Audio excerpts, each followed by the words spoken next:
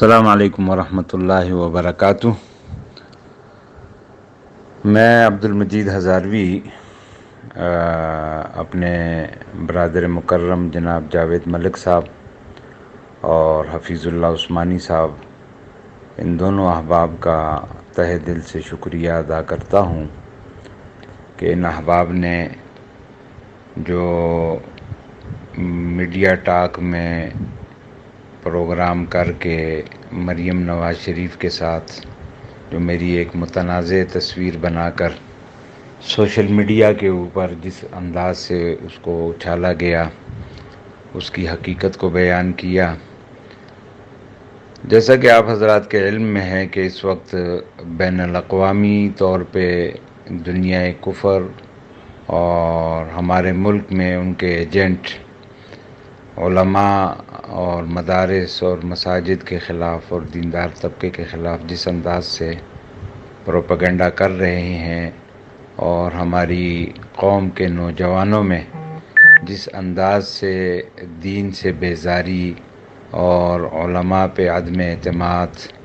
اور علماء سے متنفر کرنے کی جو ایک مذموم سازش ہو رہی ہے،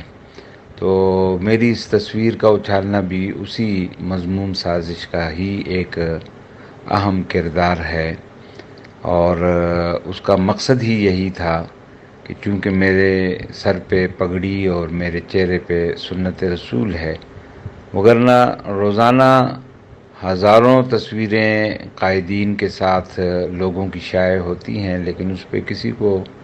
نہ کبھی اعتراض ہوا ہے نہ اعتراض ہونا چاہیے۔ لیکن چونکہ میری اس وجہ سے اچھالی گئی اور پھر اس میں کٹ پیسٹ کر کے اور ایڈیٹنگ کر کے جس انداز سے اس کو پیش کیا گیا، تو اس سے پیچھے جو مقصد تھا وہ یہی کہ داڑھی اور ٹوپی اور پگڑی کو اور علماء کو بدنام کرنا مقصود تھا۔ تو میں اس اہم موقع پر اپنے برادر مکرم جاوید ملک صاحب کا اور حفیظ اللہ عثمانی صاحب کا شکریہ ادا کرتا ہوں کہ انہوں نے اس اہم موضوع پر یہ پروگرام کر کے حقیقت حال سے قوم کو باخبر کیا ہے۔ لہذا میں اپنے تمام احباب کہ جن کو ان حرکات سے ذہنی کوفت بھی ہوئی ہے اور تکلیف بھی ہوئی ہے، تو ان سے میں گزارش کروں گا کہ وہ اس ویڈیو کو زیادہ سے زیادہ جو ہے وہ لائک کریں اور اس چینل کو سبسکرائب کریں، اور اسی طرح اس ویڈیو کو مزید آگے جو ہے وہ شیئرز کریں، تاکہ حقیقت حال جو ہے وہ قوم تک پہنچے،